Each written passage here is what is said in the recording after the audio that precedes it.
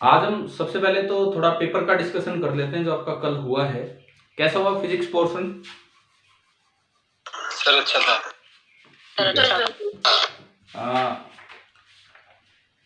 जो 13 सवाल हैं इनमें पहले 6 सवाल आपके ग्रेविटेशन के हैं और आखिरी 7 सवाल आपके मैग्नेटिज्म पार्ट से हैं। हम फटाफट, बहुत ज़्यादा टाइम नहीं लगेगा तो जल्दी जल्दी करके इनको डिस्कस कर देते हैं। क्वेश्चन नंबर 1 में ये पूछा था कि आप धरती की सरफेस से कितनी ऊपर जाएं, अर्थ की सरफेस से आप कितनी ऊपर जाएं कि जो जी की वैल्यू है वो जितनी सरफेस पे उसका केवल 1% बचे, जितनी सरफेस पे है उसका केवल और केवल 1% बचे। यानी कि यहां अगर वैल्यू जी है तो 1% ऑफ जी, यानी कि जी बाई 100 ये वैल्यू बचे। तो ये काफी कम हो गया है, थोड़ा सा कम है, ये काफी कम हो गया है, थोड़ा सा कम है। सर काफी कम हो गया सर। काफी कम हो गया तो इसका मतलब आप काफी ज्यादा हाइट पे गए हो। तो ज्यादा हाइट वाला फॉर्मूला आपको याद है, g dash by g are square upon are plus h का होल स्क्वायर। हमने अपनी पिछली 1-2 रिवीजन क्लासेस में ये लिया था, है ना? ध्यान है ना? ये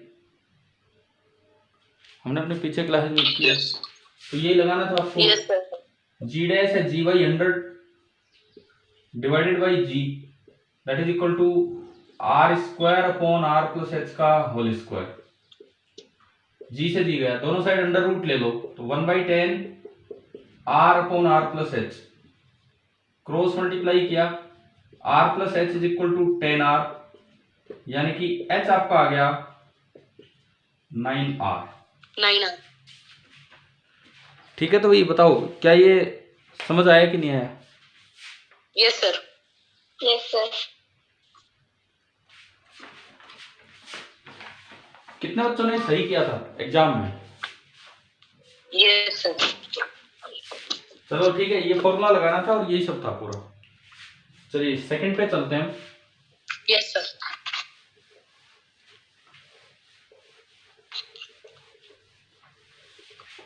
क्वेश्चन नंबर सेकंड, वैसे आपको कौन सा पार्ट आसान लगा, 9th वाला कि 10th वाला पेपर में? सर 10th वाला। वो ये है ना, 10th का तो आजकल आप इतने इतने दिन पढ़ते हो, 2-2 वीक। 9th का रिवीजन करते हो 1-2 दिन, मतलब पूरे महीने महीने 10th का पढ़ते रहते हैं और 1-2 दिन 9th का रिवीजन करते हैं, तो वो तो फर्क होना ही है उसमें। 9th का आप खुद किया करो थोड़ा रिवीजन। सेकंड क्वेश्चन देखिए, एक अर्थ है, क्वेश्चन नंबर सेकंड में एक अर्थ है, एक और कोई प्लेनेट है, कोई दूसरा प्लेनेट है। बोला इनके रेडियस का रेशियो है 2:3, तो radius of earth upon radius of planet this is 2/3, and इनके डेंसिटी का रेशियो है 4/5, density of earth upon density of planet this is 4/5, ये दिया गया है।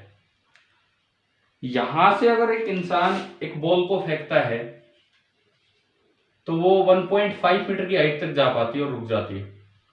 इसी एफर्ट से अगर कोई इस प्लेनेट पे फेंके तो वो कितनी ऊंचाई तक जा पाएगी ball? Maximum height on the planet निकालनी है, अगर maximum height on the earth 1.5 metre है।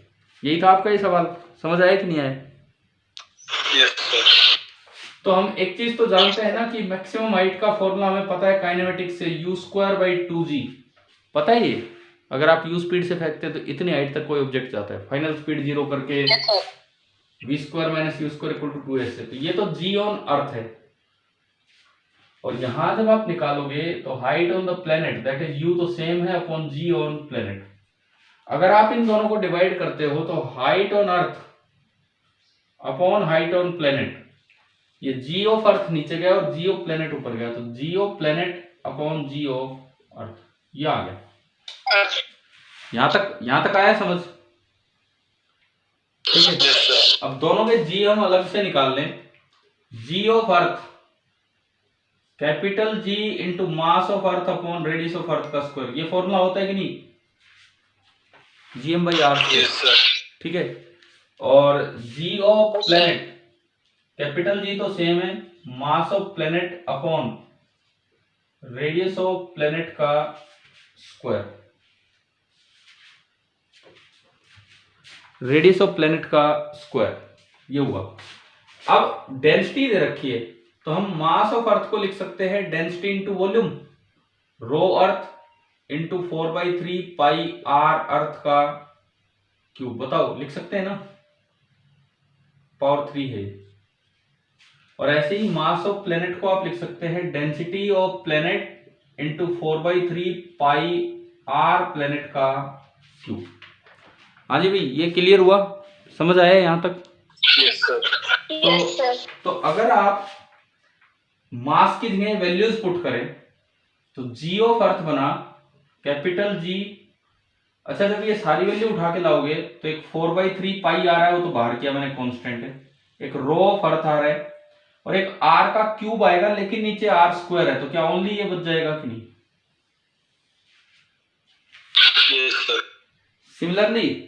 सिमिलरली यहां भी जब आप पुट करोगे तो यही सब बचना है, ऐसा ही वहां पुट करोगे मास वाली वैल्यू, तो g इंटू 4/3 पाई, और जब आप ये रखोगे इसमें तो rho of planet and radius of planet बस एक बार, क्योंकि क्यूब आएगा और नीचे स्क्वायर है।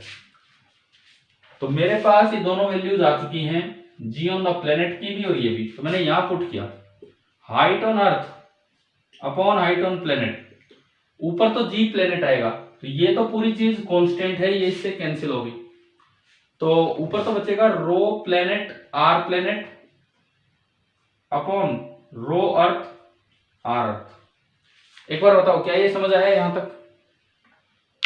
Yes sir. हमने इसका रेसिप्रोकल कर लिया, रेसिप्रोकल किया तो h planet upon h earth, ये हो गया rho earth upon rho planet, r earth upon r planet, ये है।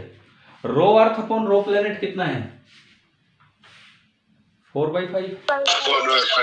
तो height on the planet upon height on the earth, वो आपका आ रहा है 4/5 और into r e upon r p कितना है? 2/3। तो यानी कि h planet upon h earth आ गया 8/15। तो एच ऑन द प्लेनेट निकल के आ रहा है 8/15 टाइम्स एच ऑन द अर्थ, और हाइट ऑन अर्थ दी है 1.5। अगर आप ये 1.5 यहां रखें तो 15 से 1.5 गया तो ये बचेगा 0.8 मीटर। आ गया समझ में ये वाला क्वेश्चन ग्रेविटेशन का? इसमें मोशन अंडर ग्रेविटी भी है और जी का एक्सप्रेशन भी कैसे निकालते वो भी है। ठीक है, एक अच्छा सवाल था। किस किस ने आप में से जो अभी क्लास में है, कितने बच्चों ने सही किया? किसी का सही हुआ, किसी भी बच्चे का बताओ? नहीं, कोई बात नहीं, चलिए देखते हैं आगे। Question number 3। ठीक है, ये सर सही था। ठीक है। क्वेश्चन नंबर 3 देखो, अब बिठा दो ना, हो गया ये?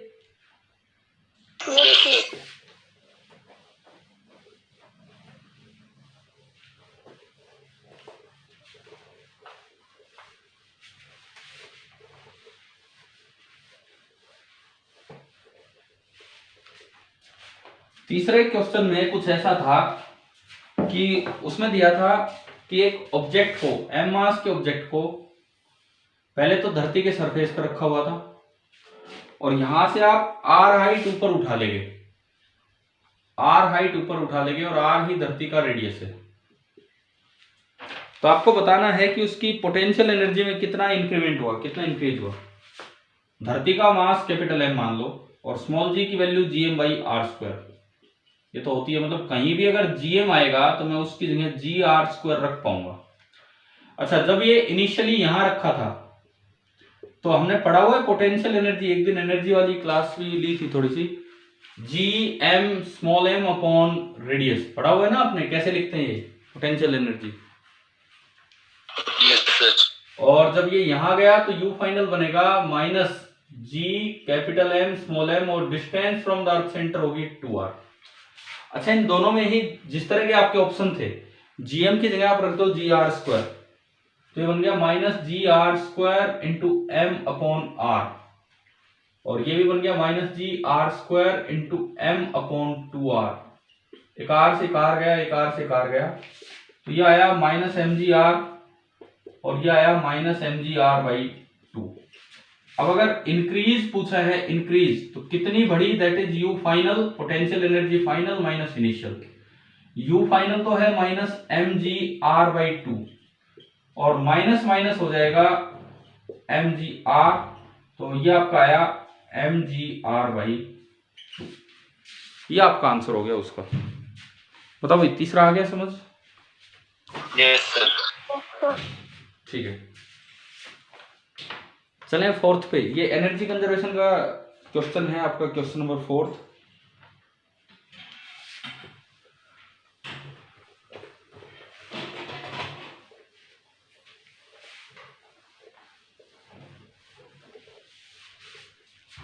क्वेश्चन नंबर 4 देखें। एक अर्थ की सरफेस से, जैसे वही है, ये धरती है, इसका रेडियस है r, यहां से एक ऑब्जेक्ट को फेंका गया है लेकिन उसको 3/4 वेलोसिटी दी एस्केप स्पीड से, तो क्या वो बाहर निकल जाएगा? No sir. नहीं निकलेगा। तो आपने वेलोसिटी दी 3/4 टाइम्स, और यू एस्केप आपको याद होगा कितना होता है, √2gr, याद है नहीं? तो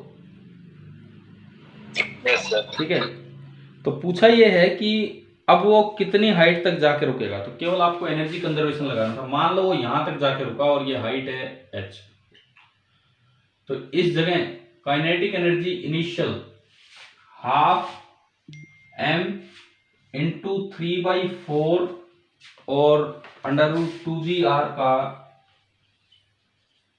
स्क्वायर, यानी कि 3 का स्क्वायर 9, ये रूट से 2 कटेगा, 9/16 mgr, ये आया। पोटेंशियल एनर्जी इनिशियल, ये अभी तो यही है, ये मास m, अर्थ का mass capital M, potential energy initial minus G M small m upon r। जब ये यहां पहुंचेगा तो रुका ही होगा, तो काइनेटिक एनर्जी फाइनल तो कितनी होगी? 0। और जो पोटेंशियल एनर्जी फाइनल है, पोटेंशियल एनर्जी फाइनल, वो आपकी बनेगी minus G M small m upon, इस वक्त ये धरती के सेंटर से r प्लस h दूरी पर होगा। हाँ ठीक है, क्योंकि इसके पूरे मोशन के दौरान इस पे एक ही फोर्स लग रहा था, क्योंकि इसके पूरे मोशन के दौरान इस पे एक ही फोर्स लग रहा था, और वो था ग्रेविटेशनल फोर्स। और हम सभी जानते हैं कि ग्रेविटेशनल फोर्स कंजर्वेटिव होता है, और कंजर्वेटिव फोर्स लगते हैं तो आप एनर्जी कंजर्वेशन लगा सकते हो। पता है ये चीजें आपको? ठीक है, तो by energy conservation, by energy conservation, potential energy initial plus kinetic energy initial, that is equal to potential energy final plus kinetic energy final. आपने लगाया potential energy initial minus G. अच्छा, इसमें भी आप इन चीजों को हटाओ, बिकॉज वहां हमें शायद स्मॉल जी की टर्म्स में हम चलें, क्योंकि हम स्मॉल जी में यहाँ हैं। ठीक है, जीएम को मैं क्या लिख सकता हूँ? स्मॉल जी आपका क्या होता है? GM by R square. तो मैं जीएम को जी इंटू आर स्क्वायर लिख सकता हूँ, तो ये बना minus G into R square into M by R, यानी कि माइनस एम जी आर। बताओ ये समझ आया ना कैसे लिखा है? ठीक है, ऐसे ही ऊपर भी मैं जीएम की जगह लिख देता हूं जी इंटू आर स्क्वायर, तो बनेगा minus M G are square upon are plus H. तो आपने वैल्यूज पुट की। Potential energy initial, this is minus M G R. Kinetic energy initial 9/16 mgr। Potential energy final minus M G are square को मैं लिख रहा हूं r into R upon are plus H, इस तरह से। और काइनेटिक एनर्जी फाइनल है 0। ये बन गया आपकी एनर्जी कंजर्वेशन की इक्वेशन। क्या mgr सब में से कॉमन आके कैंसिल हो जाएगा? Yes sir. तो ये बचेगा इधर -1 plus 9/16 is equal to minus of R upon are plus H. ये आया, ये आपका आया एलसीएम 16 और ये -7 बचेगा, minus R upon are plus H, minus से माइनस गया, क्रॉस मल्टीप्लाई किया, 7r plus 7r H is equal to 16r। ठीक है, 16r में से 7r गया तो 7h is equal to 9r, और यहां से आपका जो मैक्सिमम हाइट आई वो आई 9/7 टाइम्स r। बताओ समझ आ गया ये वाला क्वेश्चन? Yes sir. ठीक है, ये आपका था क्वेश्चन नंबर 4। क्वेश्चन नंबर 5 पे मैं चलता हूँ। कोई नोट करना हो तो कर भी लिया करो, कभी जरूरत पड़े भी कैसे सोल्व किया है कैसे नहीं। क्वेश्चन नंबर 5 मिटा दूं क्या इसको? हाँ भाई लिख रहे हो?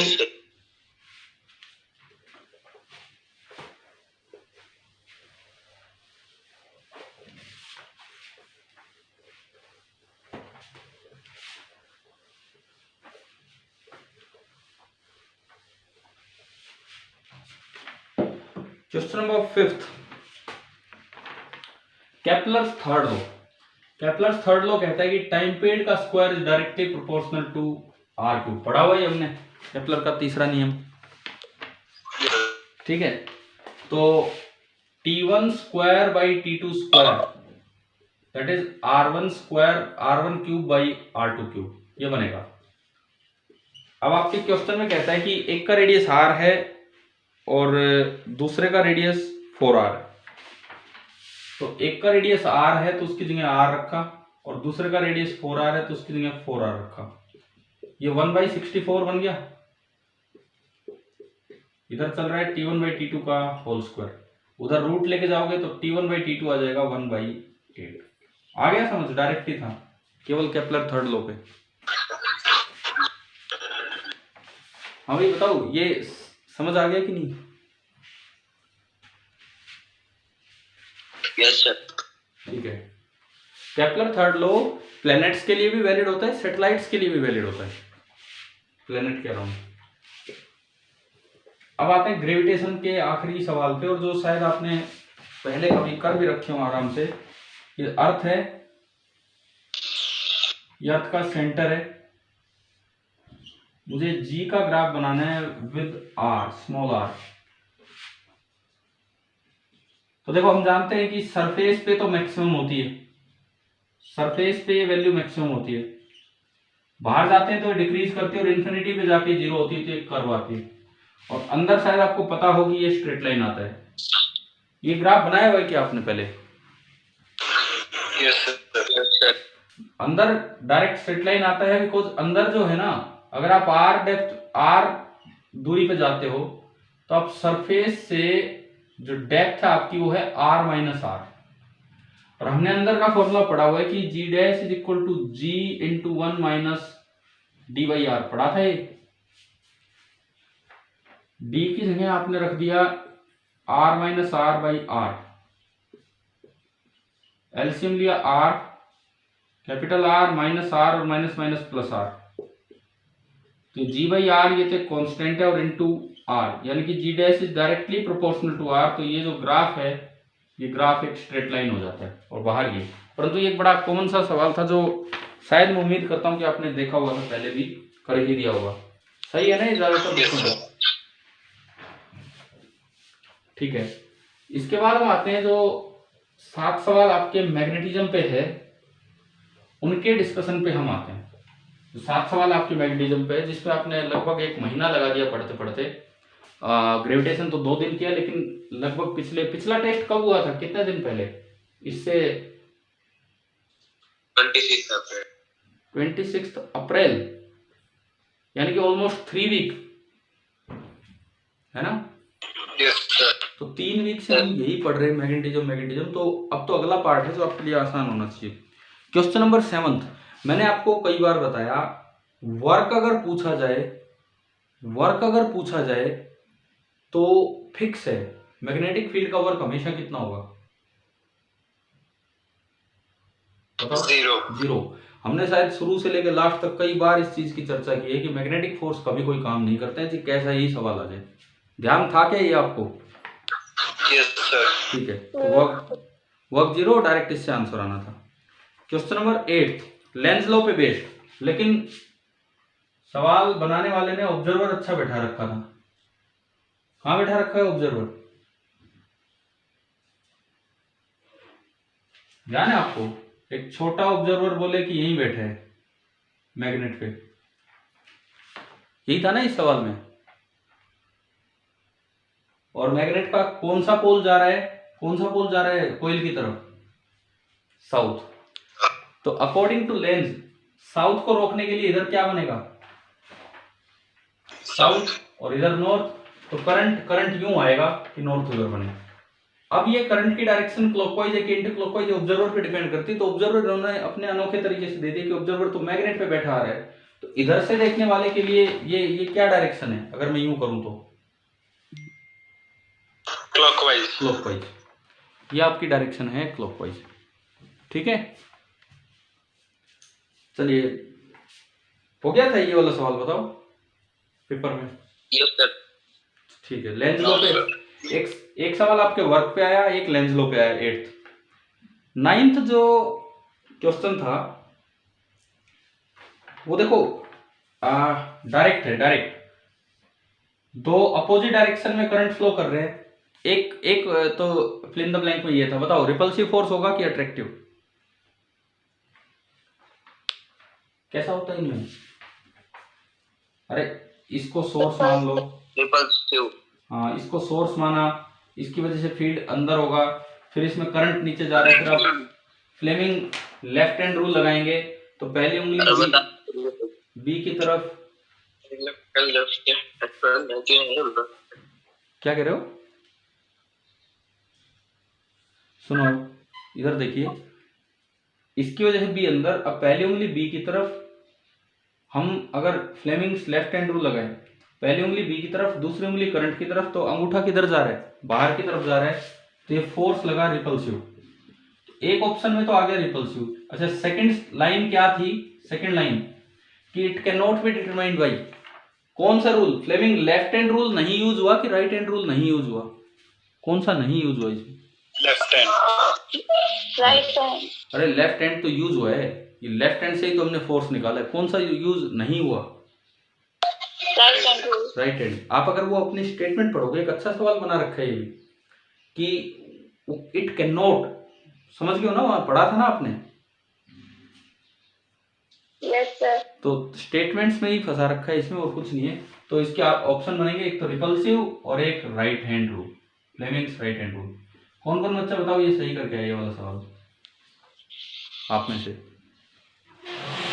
या इसमें दूसरे में लेफ्ट हैंड करिए आए? अच्छा राइट। कितने ऐसे बच्चे हैं आप में से जिन्होंने रिपल्सिव तो सही देखा लेकिन वो लेफ्ट हैंड कर दिया? कोई नहीं है, ठीक है। चलो क्वेश्चन नंबर 10th, एक बड़ा ही बहुत ही आसान सवाल आपके लिए। इलेक्ट्रिक मोटर में कम्यूटेटर का काम कौन करता है? बताओ। इलेक्ट्रिक मोटर में कम्यूटेटर का काम कौन करता है?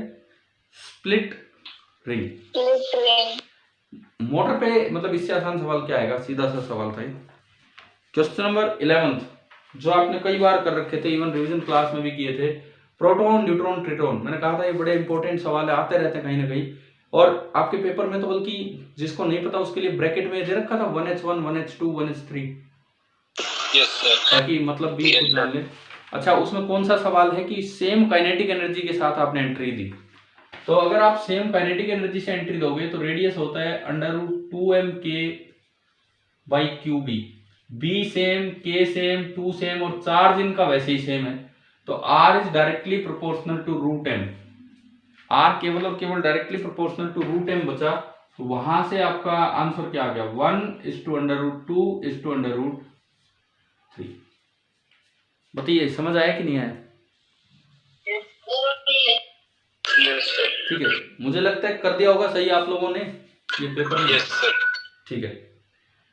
12th question number 12 Fleming right hand rule की एप्लीकेशन है और उसमें उन्होंने पोलैरिटी पूछी है कि कौन सा एंड पॉजिटिव होगा कौन सा नेगेटिव। लेकिन अक्सर मैं जो एग्जांपल दिया करता हूं अक्सर बस वो वैसी आदत है, लगा लो हम तो क्रॉस लगा देते हैं भी, लेकिन उस सवाल में क्रॉस की बजाय क्या लगा हुआ है? डॉट, मतलब बी बाहर है और इसको मूव इधर करवाया जा रहा है। तो आपको ये बताना है polarity bottom and top and कौन सा क्या होगा ये देखना था। तो सबसे पहली बात राइट हैंड रूल लगाओ, पहली उंगली बी की तरफ, बी बाहर है, अंगूठा मोशन की तरफ, अंगूठा आगे मोशन की तरफ, तो दूसरी उंगली नीचे की तरफ आ रही है। समझ आ रहा है नहीं ये? इसका मतलब करंट ऐसे बनेगा। अगर करंट ऐसे बनेगा तो इलेक्ट्रॉन कैसे बनेंगे? ऊपर जाएंगे अपोजिट डायरेक्शन में। तो यहां तो इलेक्ट्रॉन जमा हो रहे हैं, तो ये टर्मिनल तो कैसा बना? नेगेटिव, और ये टर्मिनल कैसा बना? पॉजिटिव। मतलब बॉटम एंड हाई पोटेंशियल पे होगा कि लो पोटेंशियल पे होगा बताए? बॉटम पॉजिटिव मतलब हाई पोटेंशियल पे। क्या समझ आ गया ये? Yes sir. ठीक है। और एक आखिरी सवाल जो था आपका वो कुछ हद तक अर्थ मैग्नेटिज्म भी है, कुछ उसमें एक बार मैग्नेट की प्रॉपर्टी भी है। सबसे पहली बात, एक फ्रीली सस्पेंडेड मैग्नेट को अगर छोड़ा जाए धरती पे तो कौन सी डायरेक्शन में जाता है? अप्रोक्सीमेटली नॉर्थ साउथ, थोड़ा सा साइड में टिल्टेड रहता है ना। अब एक बड़े अच्छे चीज पे, वैसे मैं तो आपको कई बार ये बात बता चुका, पहले भी रिवीजन में भी कई बार, लेकिन बहुत से बच्चों के दिमाग में रहता है कि नॉर्थ पोल साउथ की तरफ जाता है, साउथ पोल नॉर्थ की तरफ। क्या सच्चाई है?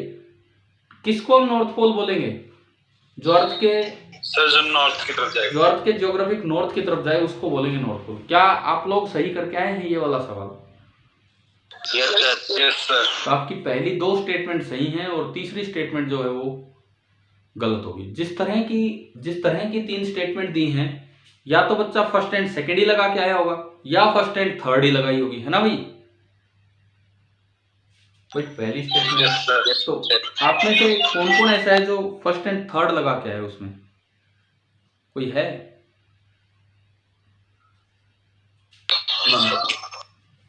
अच्छा, अब मुझे आप थोड़ा सा सेपरेटली बताएं। जैसे पहले मैं बात करूं ये 10th वाला पार्ट, इनके 7 नंबर में से कोई ऐसा बच्चा है आपकी क्लास में जो 7 आउट ऑफ 7 स्कोर कर रहा है इन 7 में?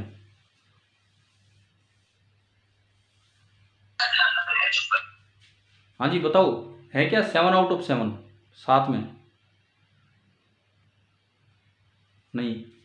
6 इन मैग्नेटिज्म वाले जो 10th क्लास के 7 में से 6। Yes sir. क्या नाम बोलिए, नाम क्या है? प्रीत। 6, ठीक है, वेरी गुड। और कोई बच्चा 6 पे नहीं है? 7 में से 5? नाम बोलो, नाम बोलो। निशांत। सप्रीन। ठीक है। ठीक है, आशुतोष। चलो बढ़िया है। अब मैं आता हूं टोटल स्कोर पे। टोटल 13 में से कोई ऐसा बच्चा है जो 10 पे पहुंचा है? 10 आपकी क्लास से? Yes sir. क्या नाम? Yes sir. नाम बताओ। Yes sir. प्रीत। ठीक है। ओवरऑल वैसे अगर देखा जाए तो आपको 10th वाला पार्ट आसान लगा है as compare to 9th। Yes sir. देखो उसका रीजन ही ये होता है, आप पिछले 3 वीक से 10th का ही पढ़ रहे हैं ना, पिछले 3 वीक से 1-2 दिन ही तो आपने ग्रेविटेशन पढ़ा है, ठीक है? तो मैं ये कहूंगा कि जो 9th वाला पार्ट है ना वो सेल्फ रिवीजन पे भी फोकस किया करो। हम तो 10th का तो आगे बढ़ाएंगे। जिससे जो अगला जो टेस्ट आना है उसमें मैंने सिलेबस देखा था आपका। एक तो एसी वाला पार्ट है जो बचा हुआ थोड़ा सा पार्ट इस चैप्टर का, frequency of AC, advantage disadvantage AC DC, है ना। एक जनरेटर है, उसमें मोटर भी दोबारा लिखा हुआ है, जनरेटर के बाद मोटर भी दोबारा लिखा हुआ है। क्लियर ना ये चीज? लेकिन एक बड़ा मेजर पार्ट आगे का आ रहा है, पूरा तो रिफ्लेक्शन आ रहा है और पूरा ही शायद रिफ्रैक्शन आ रहा है, ऑप्टिक्स, है ना भाई? Yes sir. उसके अलावा एक 9th क्लास का पार्ट आ रहा है thrust and pressure. Yes sir. तो हम तो उसके रिवीजन पे एंड में ही जाएंगे, लेकिन आपका ये खुद का दायित्व है कि भाई खुद अपने आप रिवीजन करो, बिकॉज बड़ा काम है इस बार। अगले 3 वीक में कंप्लीट करने में काफी जोर पड़ेगा, बिकॉज लगातार भाई 1 वीक आपका लगा लो, अभी तो ये एसी और जनरेटर और ये वीक। आज कौन सा डे है? आज वेडनेसडे है ना? वेडनेसडे। हाँ, हम थर्सडे फ्राइडे सैटरडे इन 3 दिनों में तो अपना ये वाला पार्ट कंप्लीट कर रहे होंगे, मैग्नेटिज्म वाला जो भी है, एसी वाला। मंडे से हम स्टार्ट करेंगे अपनी ऑप्टिक्स। मंडे से ऑप्टिक्स में 1 वीक रिफ्लेक्शन, 1 वीक रिफ्रैक्शन, और तब तक आपको टेस्ट डालेगा। इतना ही समय होगा हमारे पास शायद, है ना सर? 1 मंथ का है। तो कोई नहीं, मतलब उस थ्रस्ट एंड प्रेशर पे आखिर के 2 दिन देंगे, तो आप अपने लेवल पे खुद पढ़ो, बिकॉज फिर वही बात है कभी। लेकिन अगली बार जो सिलेबस है, मुझे नहीं लगता कि 9th से 6 से सवाल आएंगे, मुझे नहीं लग रहा है ऐसा, बिकॉज 9th का छोटा पार्ट आ रहा है, 10th का बड़ा पार्ट आ रहा है, 10th का ज्यादा पार्ट आ रहा है, तो शायद कुछ और डिवीजन हो जाए टेस्ट में, बाकी तो वही बनाने वाले पे डिपेंड करता है। तो एक ये बताओ, थोड़ा सा कुछ कॉन्फिडेंस आ रहा है क्या फिजिक्स में कि नहीं? Yes sir. लग रहा है। देखो, अगर आप एनटीएससी के पेपर को टारगेट करते हो और आप अगर उसमें फिजिक्स में 10 क्रॉस कर देते हो, तो ये अच्छी अचीवमेंट होती है। जो पुराना इतिहास रहा है, 10 फिजिक्स में एक अच्छे नंबर माने जाते हैं, और कोई 11-12 पे पहुंच गया है तो वो अच्छी रैंक के लायक हो जाता है एनटीएससी में। इस तरह से 13 में से 13 कोई स्कोर कर देते हैं। पिछली साल भी आपके सीनियर्स में शायद पता नहीं 1 या 2 बच्चे थे जिन्होंने 13 आउट ऑफ 13 भी स्कोर किया था। तो कोशिश करो, लगे रहो अब इस काम में, ठीक है। अब आज का जो पेपर था, मैंने पूरा डिस्कस इसीलिए करवाया, पेपर को मिस नहीं करना है। अभी हो गया और छोड़ दिया, अभी आपका एनटीएससी पेपर थोड़ी हुआ है, तो आपको पता होना चाहिए कि कैसे क्या करने थे। अच्छा, दूसरी बात, आपकी अचीवमेंट ये है कि क्या सच में आपको 10th आसान लग रही थी ना इस पेपर में? Yes sir. तो ऐसा नहीं है कि ये आप किसी भी बच्चे को दोगे वो आसान कह देगा हाँ आसान है आसान है। इसका मतलब ये है कि 10th वाले कॉन्सेप्ट सामने, मतलब आपने अच्छे से यूं लगा लो कि ग्रहण किए हैं और वो चीजें आप अप्लाई कर पा रहे हो। 10th वाला पार्ट कंसेप्चुअल था, न्यूमेरिकल बहुत ज्यादा नहीं थे, कंसेप्चुअल था। और एनटीएससी का पेपर भी इसी कैटेगरी का आता है, कंसेप्चुअल पेपर ज्यादा आता है एनटीएससी वाला, ठीक है। अब मैं थोड़ा सा जिक्र करूं एसी का, 5-10 मिनट एसी, जो हमारा अगला पार्ट है। देखो, डिफरेंस क्या है एसी और डीसी में, ये बताओ आप। एसी और डीसी में क्या डिफरेंस होता है बताओ? एक वायर है, एक करंट कैरिंग वायर है, इसमें करंट अगर लगातार एक ही डायरेक्शन में चलता रहे, मतलब इसमें इलेक्ट्रॉन लगातार ऐसे ही चलते रहे, तो वो होता है डायरेक्ट करंट, डीसी। और अगर बहुत जल्दी जल्दी बार बार करंट अपनी डायरेक्शन बदल रहे हैं, इलेक्ट्रॉन अपनी डायरेक्शन बदल रहे हैं, तो उसको क्या कहते हैं हम? AC, alternating current. ये केवल डायरेक्शनल टर्म्स हैं, मैग्नीट्यूड से इनका कोई लेना देना नहीं है। ऐसा नहीं कि मैग्नीट्यूड चेंज हो तो एसी और मैग्नीट्यूड कांस्टेंट हो तो डीसी, ना। डायरेक्शन ऑफ करंट अगर वायर में चेंज हो रही है तो वो है आपका, क्या है बताओ?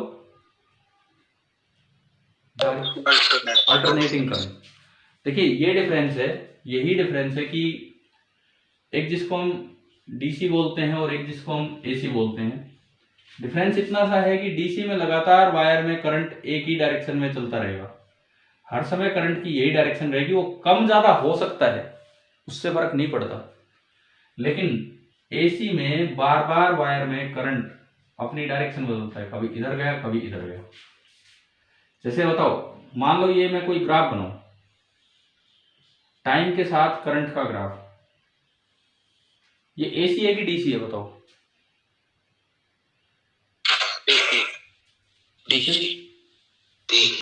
डीसी।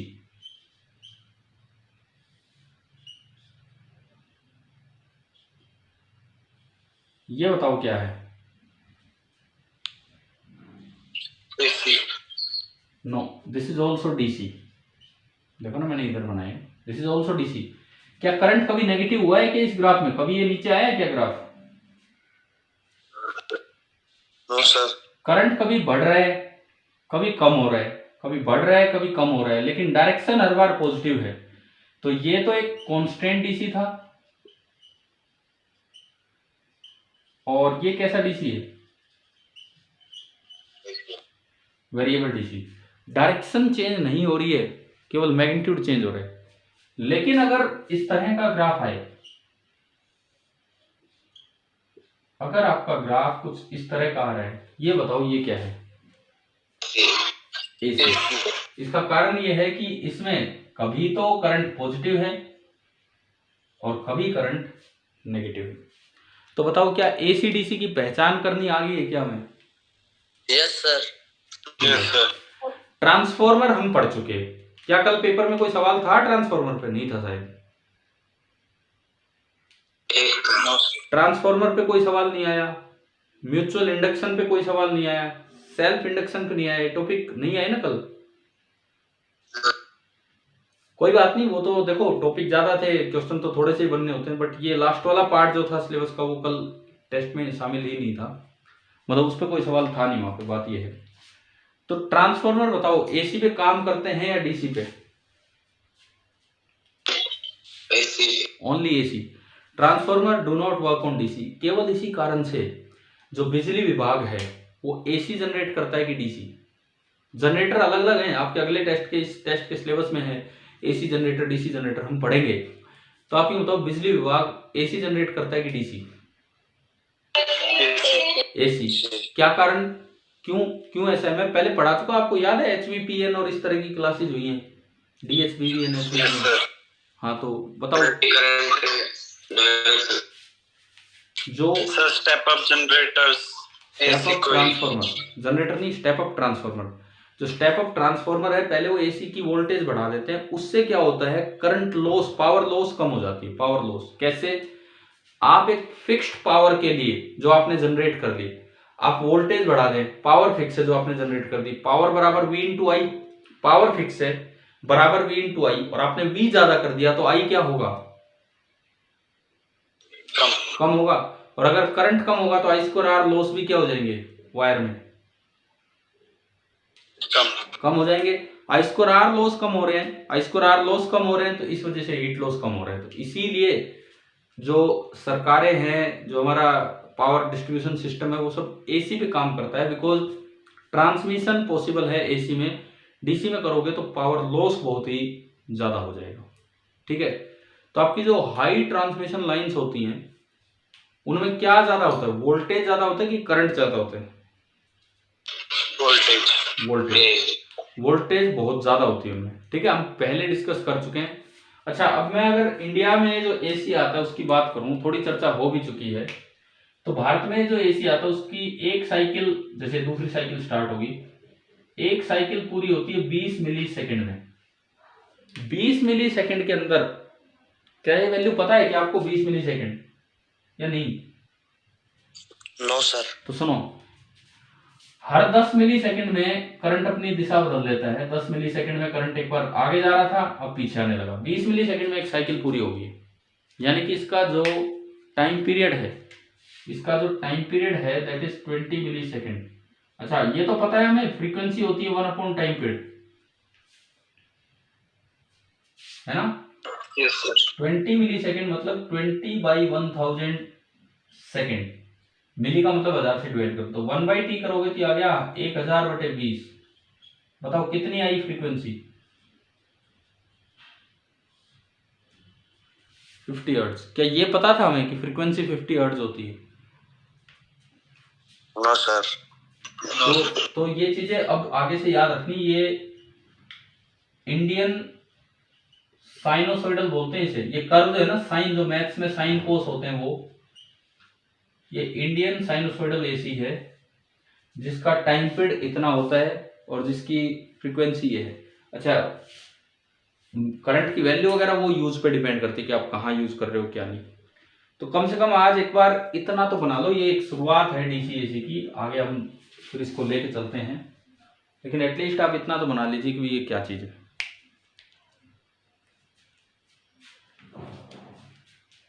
चलो, अब आपकी अगली क्लास का समय हो गया है, आप वो अटेंड कीजिए। हम कल मिलते हैं। कुछ समझ आया ना, आज पेपर पूरा डिस्कस किया और ये चीजें जैसे भी। Yes sir. ठीक है, थैंक यू।